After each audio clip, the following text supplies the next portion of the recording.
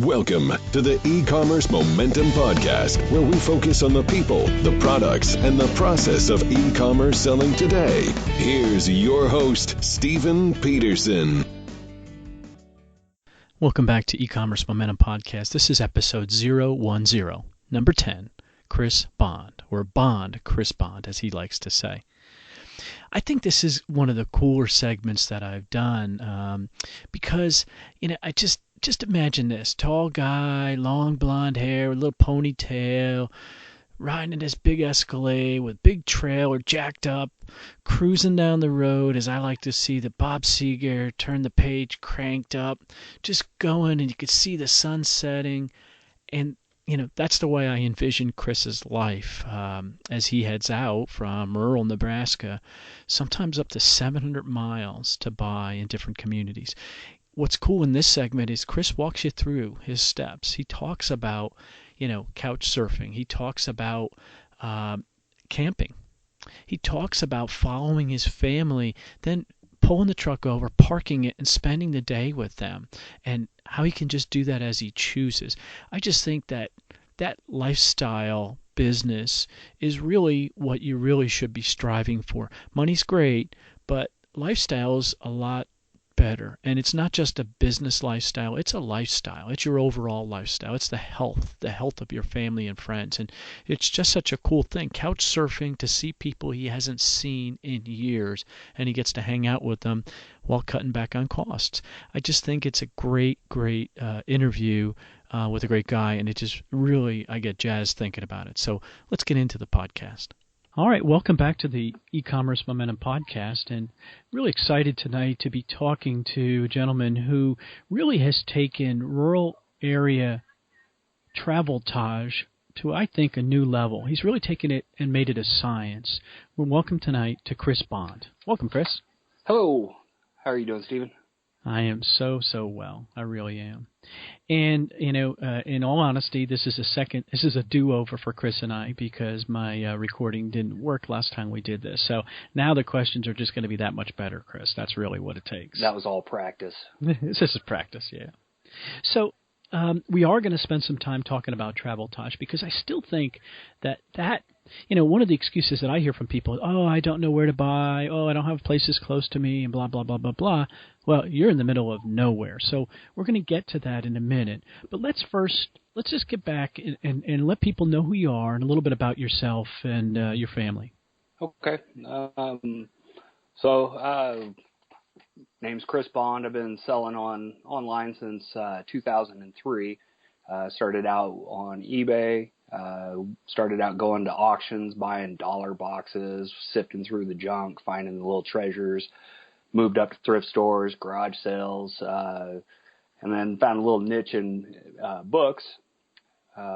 Sold books for a decade. Helped out on a brick and mortar bookstore and a gaming store. Lady had passed away, and this bookstore was just not doing anything. And I stepped in and revived it, and we ran it for 5 years. And I decided it was time to step away from there, and that's about the time I stepped into full-time, 2011, and got into doing FBA. And then from doing FBA, I've been full-time since 2011. I've been weaning myself off of books as much as I love them and love the margins that are in there. It's all onesies and twosies, which is real time-consuming in comparison to taking 50 or 100 of the same product and sending that in. And I agree with you. So you will go that deep, 50 or 100 items. That doesn't scare you in the least. No, and it all depends on what the product is and what the price is and what the going rate is. You look at all the variables, and sure, if you're getting it at a good enough cost, then absolutely. I've gone as far as I bought the same unit, I want to say 500 plus a couple times, and sold through them. It was a discontinued item that I just had located, and yeah, it was a hot item. was it all from the same location, or is it the same store? No, actually, chain? That particular item, that was something from Menards, and where I initially found it. But then I found a supplier on Amazon. I bought his stock up, and then I found the same supplier on Sears.com, and turned out this was a liquidation company, and they contacted me and said, hey, we've got hundreds of these sitting around. How many do you want? And so I bought them at $10, and I was selling them at $95 when it was all said and done. I'll take them all. All. That's great. So, one of the things that really interests me about your the way you do business, you're in the middle of Nebraska, right? Yep. Yeah, I'm here you go. There's a housing development down the street from me called 1733 Estates, and it's 1,733 miles from San Francisco and 1,733 miles from Boston. So just everybody pause and picture that in your mind and know that there's nothing else out there, right? So you're the perfect example of somebody who could sit back and say, wow, this business really isn't for me because I can't buy anything. I can't find anything. Is that real? Well, I mean, if I wasn't willing to go that extra mile, then sure. Especially if there was somebody else in my town at the same caliber as where I'm at. We'd be stepping on each other's toes all the time and suffocating each other out. And you'd either get choked out or have to find new territory. And so that's what I've been able to do. I've spotted a couple other small-time people at garage sales or even scanning in the stores and gone up and talked with them. And I don't really consider them my competition because of their level. Not that they're not in there buying the same products, but not at all the same quantities or as wide as what I buy. It's taken you said that you've been doing this since 2011 full time. That's impressive because clearly you have figured something out. But how did you get, let's go back a little bit, and how did you even get started in this business? And then how did you get to figure out that this approach that you're at now is the right approach for you? So the first part of the question, how'd I get to doing something like this? My previous employment, I was doing direct sales, and we took a company from a brand spanking new company in the chain and brought it up to the number one company in the country, distributorship. And I found myself working 70, 80-hour weeks, and I was on commission base. And so some weeks it was a great week, and other weeks it was like making $12, $14 an hour at the end of the week. And so after doing this for a while, I just got sick and tired of being sick and tired. I had 2 children at the time, and they were growing up, and they were growing up without me. And my wife was like, we got to do something else. You're not even getting to see your kids grow up. And so I ended up quitting that position and pretty much just erased the slate. I had some debt that I was carrying with me, and moved up to central Nebraska. We're closer to my wife's parents. And when we got up, I knew that, I'm never going to get rich working a 40-hour work week, working for somebody else. I needed to find that change and start laying bricks and building a good, solid foundation. And that's where I didn't have any capital to start out with, so I started going to the auctions. That was a simple solution for me. But from there, go ahead.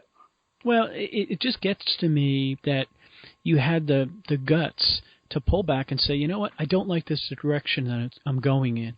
It sounds like you were making quite a bit of money in this other job, but you knew that there wasn't a future, or eventually it would burn you out, or, you lose a marriage over it, and your kids would grow up without you.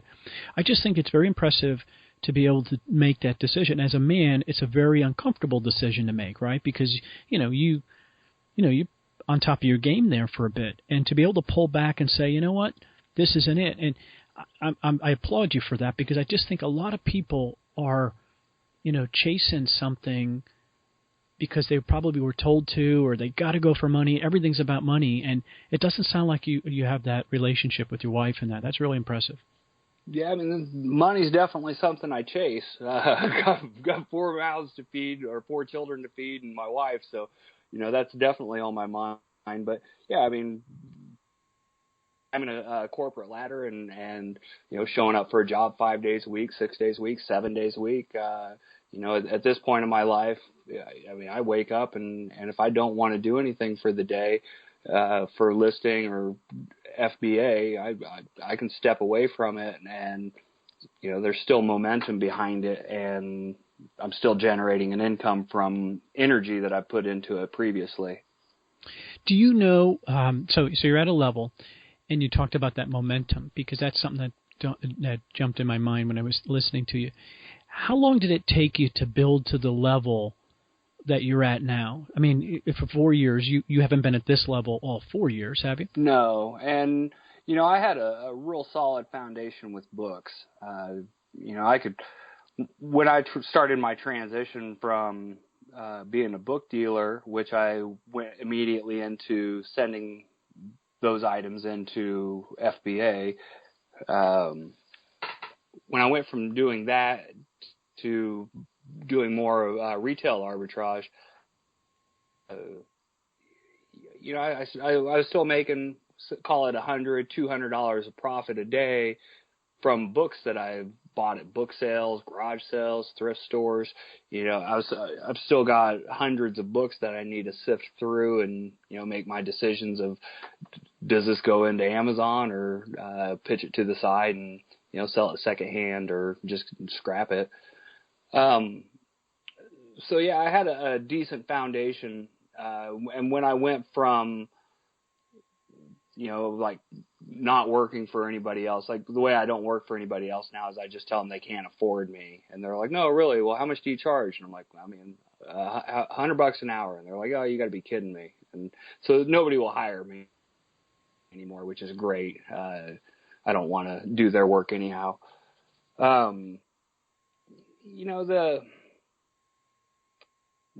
The 2011 to call it 2012 and a half. I mean, it was definitely a leap of faith. I mean, taking my inventory from packaging it and shipping it to my customers myself, and here I'm sending in hundreds of books into Amazon, keeping my fingers crossed that they're not going to mess them up. And I mean, it was definitely a leap of faith. Yeah, I mean, I don't know if I finished answering the question there, Stephen. No, I think you did, And so, are some of those books still selling for you? Yeah, they trickle out, and books are more of a long-term hold in my mind. I mean, there's definitely the quick flip books that when I'm scanning through them at a book sale, I know that I probably won't have this book on the shelf for 2 or 3 weeks. It's going to be gone pretty quick when it hits the warehouse. But at the same time, when I'm paying 50 cents, $1 or $2 for a book, and it's getting listed for $20 to $50 to $100, I'm okay with it sitting around for a little bit. Storage fees don't bother me on books. It's not like I have multiple SKUs of them and I have to worry about long-term storage fees. I think that's a smart piece of advice right there, right? So what the goal of the podcast is to help people move forward. So that foundational approach that you're speaking of, books are really a great way to build a long-term foundation. I agree with you. I mean, my books have been selling for years, and I just think that that's such a smart, they're so inexpensive to get, they're really easy to find, and they are long-term hold. And like you said, since you only have one in there, you're really not getting charged that long-term fee. I just think that's a really good, smart piece of advice. Great way to build a long-term future in this business. And then when you have that base, it's really easy to grow to that next level. That's a great piece of advice. So, you've gotten to this place now especially you're traveling. And I'm really interested for people to hear about what an average travel trip really breaks down to. So I know we've discussed this in the past a couple times. You've and I gotten together. And so I'm really interested, though, let's just take a particular product. We'll call it a widget. And you know that this widget and 10 other widgets are really decent sellers. How far are you willing to travel for those 10 widgets? So, along with those 10 and all the others that I get to pick up, there's so many other stores along the way that, you can't help but find other products out there. You just have to have your boots on the ground and get in there and find the stuff. But, I've gone as far as maybe miles chasing one particular product and then hitting all the other stores. I think you cut out there a second. I think you cut out there. Say that again. Okay, so I've gone as far as 700 miles chasing one product. 700. Are you kidding me? And then, I get all the other spoils along the way. So this is a 5-day trip, right? I think your regular trips are 3 to 5 days. Yeah, as far I'm getting ready to go out to Colorado at the end of this week, and I think I'll probably be out there. I don't know for sure. 5 to 7 days.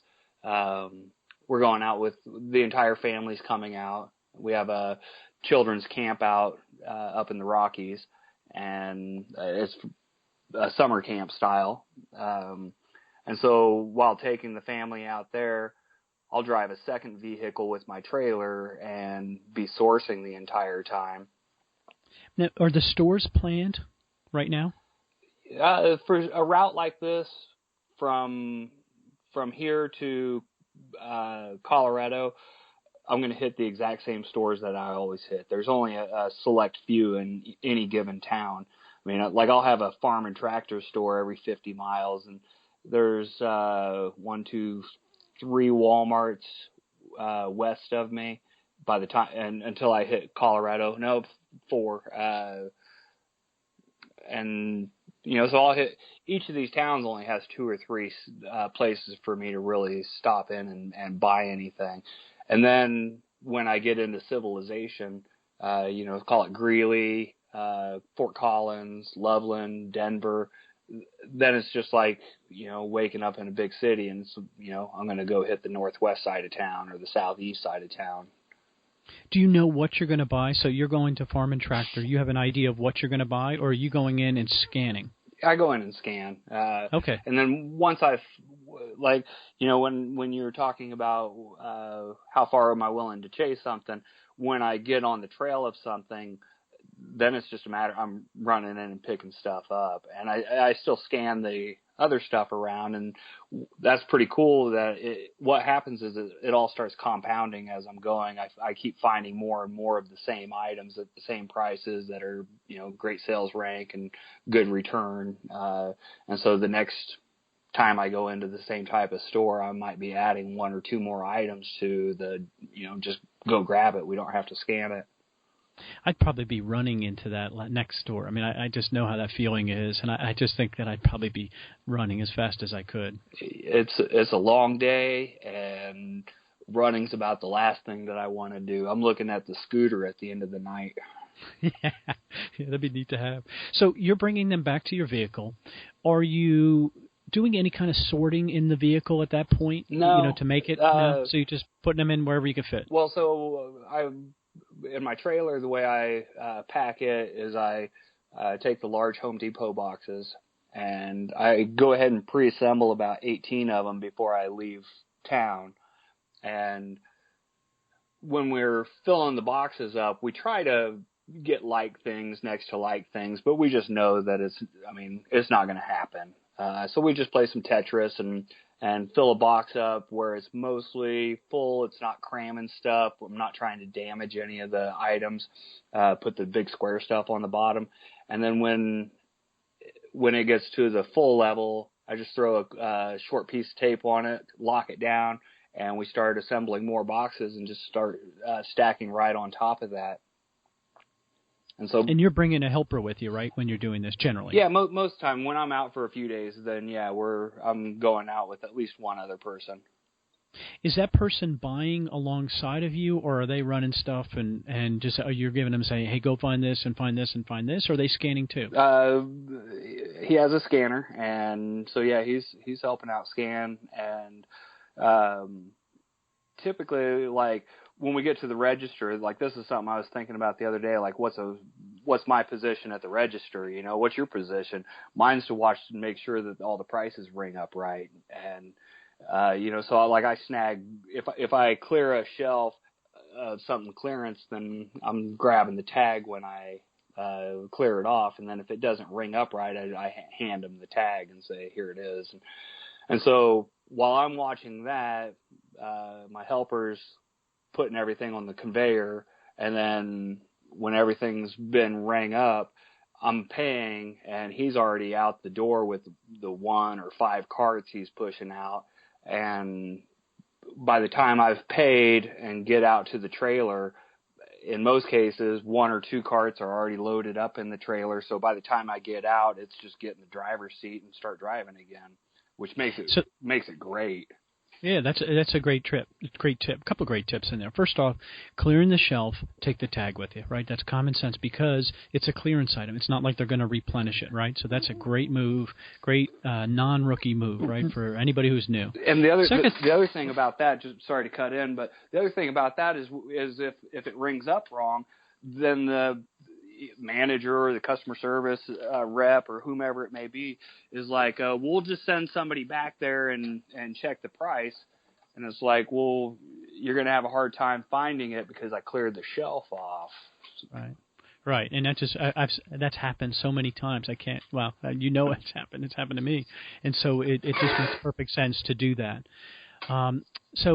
So then the next thing is to have that split up the responsibility. One person, handling, putting things on, you're making sure you're pricing right. In the meantime, they're on the other side now, bagging, carton, ready to go. And I just think that makes sense how you're able to do. How many stores will you hit in a given day? On the, like when I'm inside of a city, probably maybe 15 to 20, I would say. I mean, it all depends on how close they are for one.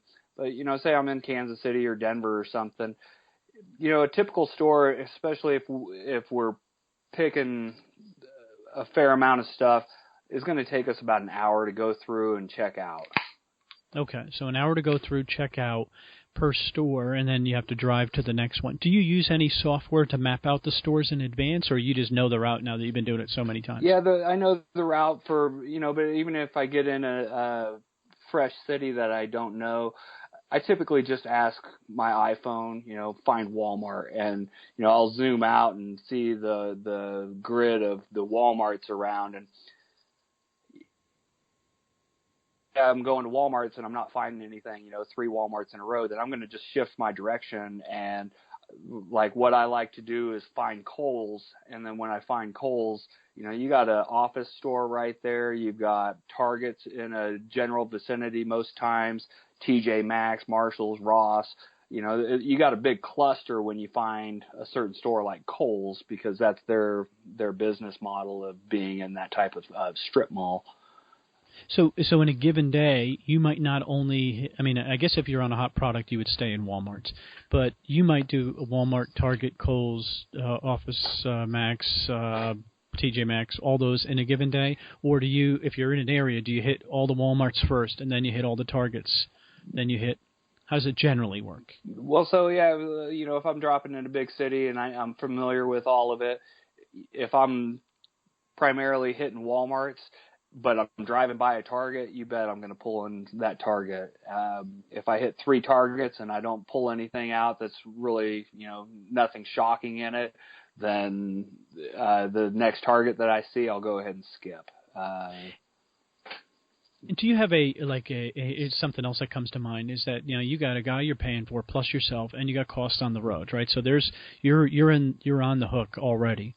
Do you have a goal in mind when you go in? Is it a success if you spent, $1,000, $2,000? Assuming your margins are roughly the same, I know that's all dreamy, but is there a target that you have for each store? No, and if there was, I'd be disappointed a lot of times because I'm not afraid to walk out empty-handed. Okay, that's a good piece of advice. So don't feel like you have to buy something as even, because everybody goes through that slump, or a store might have anything, right? Right. Yeah. I mean, if I got one or two items and that's all I really found in a store, I mean, heck, a lot of times I'm go ahead and just set those to the side and exit the store. Like it's not worth me walking at that point, or walking out checkout for just a couple of items. So now you bought on your way out, right? So you're buying on your way out to, would you say you're going Colorado, Denver? Yeah, we're going to go up into the Rockies, but yeah. Okay, in the Rockies. So you're buying on the way out. Are you going to be shipping while you're out there? When I take my trailer, like in this case, my helper's not going with me. I'll be trailing my wife, and so I have enough room in the trailer that I doubt I'll run out of room between being with the family and sourcing. Okay. All right. But in normal circumstances, when you're going with your helper, you're going 300 miles, 350 miles, and you're couch surfing or hoteling, correct? Right, yeah. And camping as well. Okay, that's right. You're a camper too. And so you'll literally ship from the road where it makes sense. The other piece of advice I remember you giving, and I thought it was very sound advice, is that there are certain items, let's just say you're buying plush a given day, right? You know that just whatever reason it's hot. You're not shipping that from the road because that would involve bagging and other special circumstance. You'll put that and leave that on the truck and do the easy things for the road. And I just think that that's such a sound piece of advice that people don't think about. They're like, oh, I got to get everything out. No, you don't. Right, and it all depends on your space and what kind of supplies do you have. When I take my trailer out with me, I can carry every bit of supply that I could possibly need. It's a great resource to have. Whereas if I'm going out in my van, then yeah, I'm going to, given the space that I have in it and how it also depends on how much I'm getting. If I go to the third store and boom, my van's filled up, I'm going to do whatever it takes in order to, I'll pull over, get a hotel, or, I can do this stuff in the UPS parking lot. I mean, it's really that easy. And it's really what are you willing to get rid of this? I saw Chris Green do his little travel van sourcing recently, and he's talking about being on the road listing while you're running down the road, and it's really not that feasible. I mean, you can do that, but just for simplicity, pull over, get a room, relax for the rest of the day. I mean, make sure you get the hot tub and the pool and rip through your shipment and package that stuff all up and drop it off either that night or first thing in the morning and be ready to go again. And I think that what you're just saying there is really important. So now you do some camping, right? Because you enjoy that, and you do. You're talking about taking advantage of the areas that you're in. Are you sightseeing too? Like on this trip, you're going with the family. Are you going to take advantage of and do stuff with the kids and really make it a family trip? Yeah. At some point in this trip, I'll pull over and park my vehicle and jump in and be in the van with everybody else, and leave my vehicle a day or two in a safe, secure place, and then spend time with the family. That's what we're going out there for. And then on the way back, it might be something where, we might hit a zoo or a museum in the area, or whatever the attraction might be, and so we'll try to do one of those larger attractions, and then it's time for me to split off and clock back in and go back to work. And so I'll say my goodbyes to the family and we'll part ways, and they'll beat me home, and it might be another day or three before I make it home because I'm still out there working. But that's truly a lifestyle business. You've designed a business around your lifestyle. Sure, absolutely. Not many people can say they've done that. So I had to manually cut into this podcast to tell you that we're going to take a break. I get so jazzed talking with Chris and get so pumped thinking about, that lifestyle that I just completely forgot. So we're going to take a quick break and we'll be right back. Thanks. Today's podcast is brought to you by Seller Essentials, essential business solution for online sellers. Whether you sell general merchandise on Amazon or eBay, private label your own product, or if your focus is selling books, wholesale products, or liquidation lots, let Seller Essentials be your online resource for all things e-commerce. Essential resources, essential solutions, Seller Essentials, the Internet's premier venue for online professional. Visit selleressentials.com for more information. That's selleressentials.com.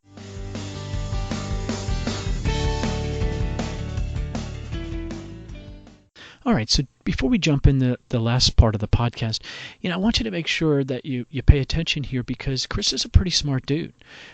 He has figured out some things that I just think make a lot of sense. He's operating on 2 or 3 sides of this business, and I think that that's a really important thing to think about, that there are some worries about things getting turned off or your account getting closed, or a channel like 11 Main, right? 11 Main was started with a lot of hoopla and it's already gone. Somebody else bought it. I don't know what's going to happen to it.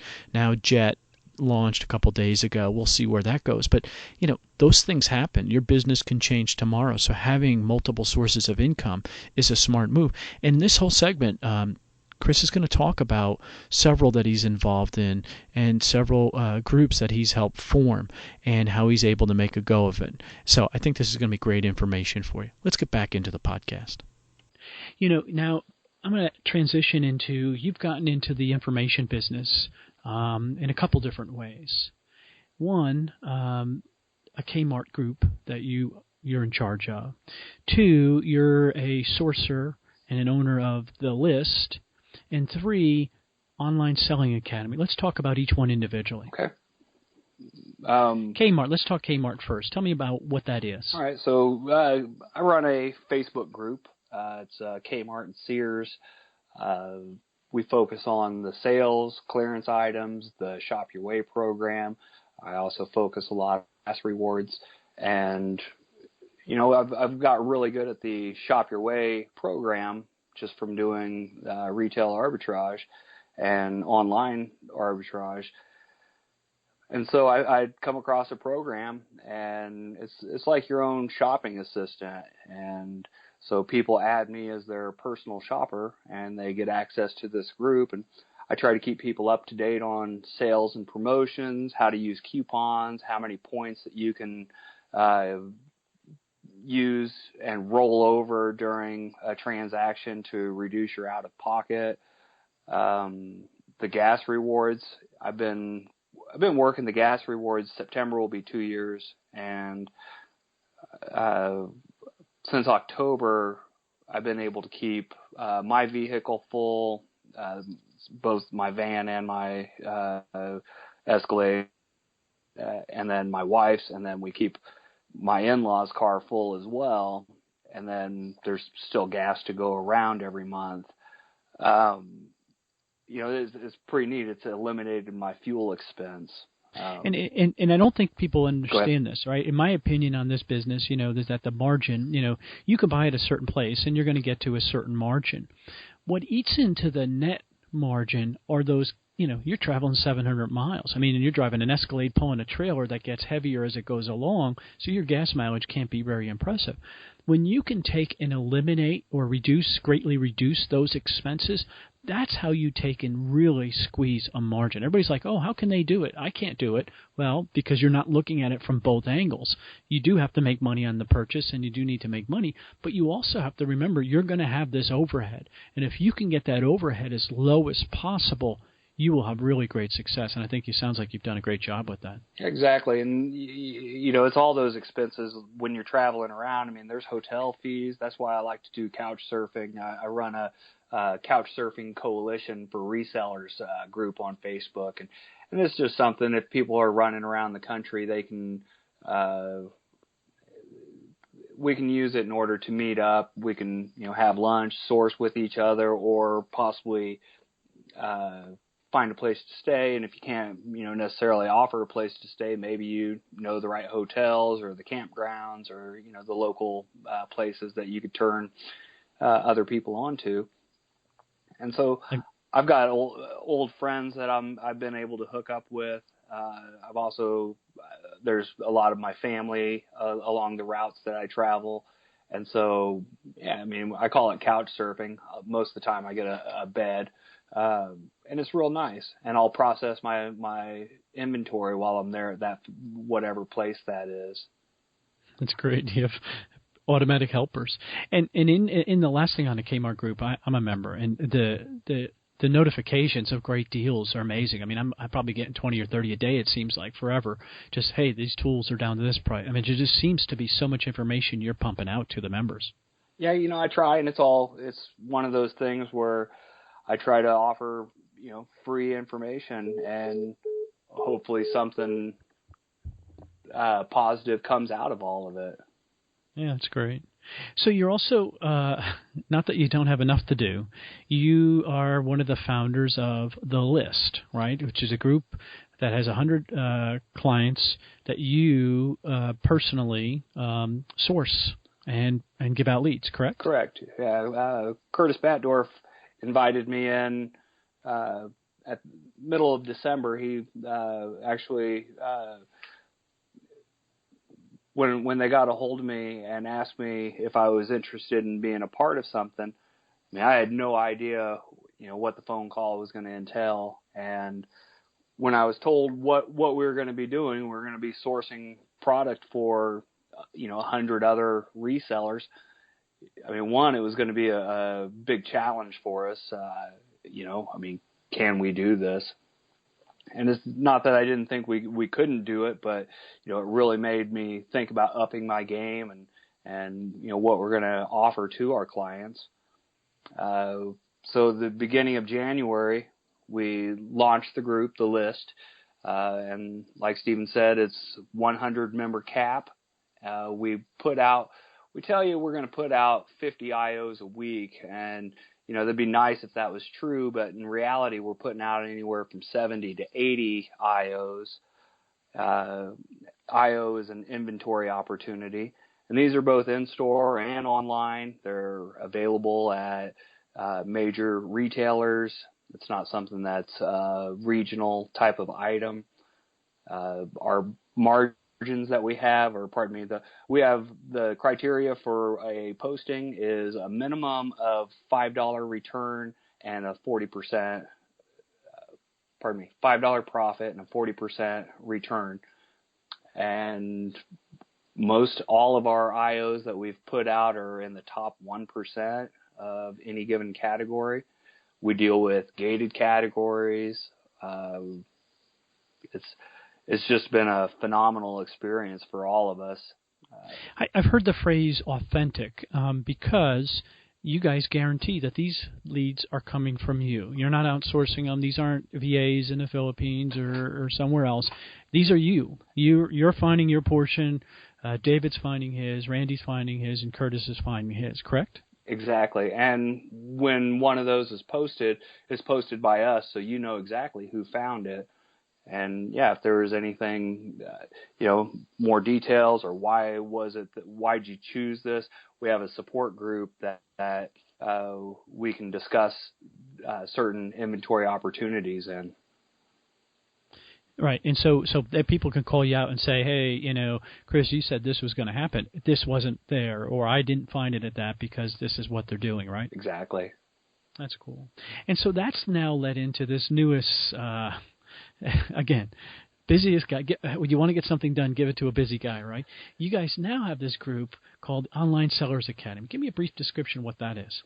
So the Online Sellers Academy, we looked at what we want to do. You've got 5 veteran sellers together, and we have a wealth of knowledge between all of us.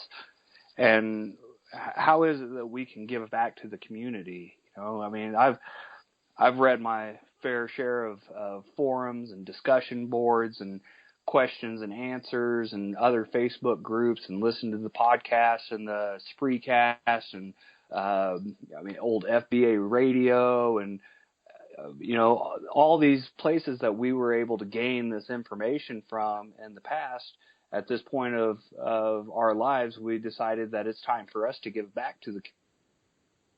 And so we've got a group. We just reached over 1,000 members yesterday or the day before. And it's a community where, you're welcome to come in. You can ask questions. You can comment on different topics that are going around. You can sit back and just read everything. There's no participation required to be in the group. So it's a Facebook group, and everybody's welcome to come join us. All right, that's great. And I'm going to get the links from you. We're going to include all the links. So one of the things I'd like to ask you just a couple more questions about would be, you've done, obviously you're articulate in what you do. You know a lot of what's going on. Where do you get inspiration from? Are you reading anything that's out there? Are there anybody that inspires you, that gets you to start thinking differently, that you can offer? So I've really cut down my reading over the last few years, which I would like to do more. I do listen to a fair amount of audio, and I watch YouTube and other video style information sets. From my foundation, Robert Kiyosaki, he's Rich Dad, Poor Dad. He probably gave me some of my root, to start me out. Opportunities just everywhere, and it doesn't matter what you do. If I showed up at your place and you're like, man, I got this great idea, and whatever your market is that you're doing, say you're doing senior care stay. It just starts stimulating my thought pattern, and I get excited about whatever it is that you're doing, and I can offer, whatever my creative side is. I just see the opportunities that are at hand, and I'll ask questions and get excited for whatever it is that you're doing.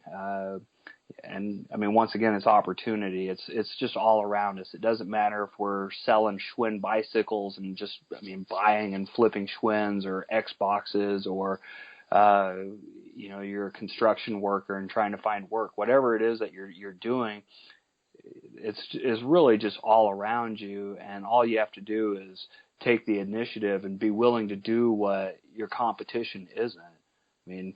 Let's face it, a lot of times our competition can be very lazy, and that's a huge benefit to us.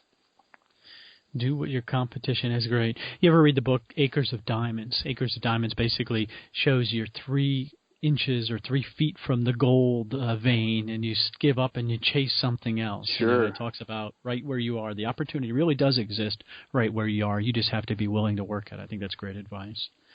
All right, Chris, how could people get in touch with you or find out more information about you? So Facebook's probably one of the easier ways. Chris Bond is my Facebook ID. Happy to become friends with you. Shoot me a message if you have questions about stuff. Inside of Online Sellers Academy is another great place. If you're interested in the Kmart and Sears group, you do have to become a client in order to get in the private group. It's free. There's tons of benefits that are available with it. The list, if you wanted to become a client of the list, once again, there's a support group that we can communicate through. The Facebook's pretty much it. It's pretty amazing how it's starting to encompass more of my life than what I ever thought it would have. Me too. I went kicking and dragging in. I will have all the links on how to get in touch with Chris. And I just think that, I think he's a great example of somebody who's willing to do the work, right? So the opportunity is not there in downtown Nebraska, right? It's just not there. So you've got to be willing to travel. And I just think that that's such a great example. And the way you've been able to build a lifestyle around it, I just think more people should take that leap and take that leap of faith. Chris, thanks for taking the time out tonight. Absolutely, really appreciate Stephen, it. I appreciate it. Thanks for listening to the E-Commerce Momentum Podcast. All the links mentioned today can be found at ecommercemomentum.com under this episode number. Please remember to subscribe and like us on iTunes.